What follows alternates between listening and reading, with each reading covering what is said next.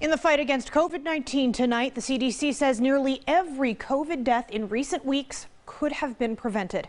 New data shows more than 99% of those deaths came from people who were not vaccinated. NBC4's Alan Henry is live at OSU Wexner Medical Center. And Alan, you spoke with local doctors today about these findings. What did they tell you? Well, Jamie, local doctors say this data only reinforces what they've been telling people for months now. You're almost guaranteed not to be hospitalized or die from the coronavirus if you just get vaccinated.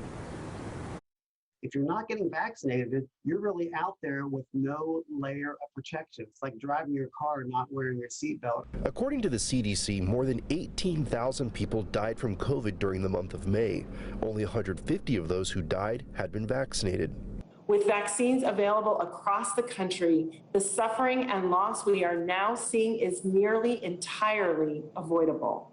Nearly 99% of people hospitalized with COVID in May were also unvaccinated.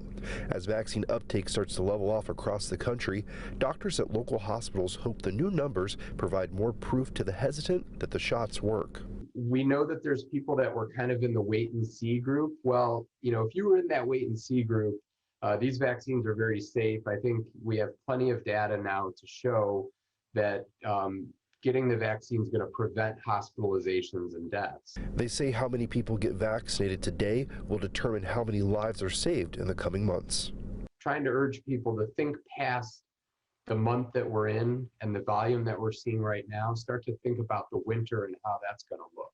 In Franklin County, we only roughly have 50% of people vaccinated.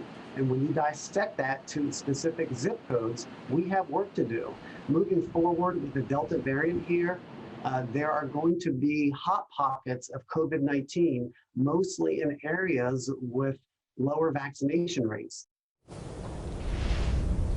Also concerning doctors is the 10% increase in COVID cases seen across the country last week. That bump still puts us at a far cry from the levels we were seeing earlier this year, but doctors hope that's not the start of an upward trend. Local for you at Wexner Medical Center, Alan Henry, NBC4. Thank you, Alan. And today in Ohio, almost 45% of the state's population is fully vaccinated. The Department of Health says over 200 COVID patients are in the hospital tonight. ODH is expected to release a new death total tomorrow.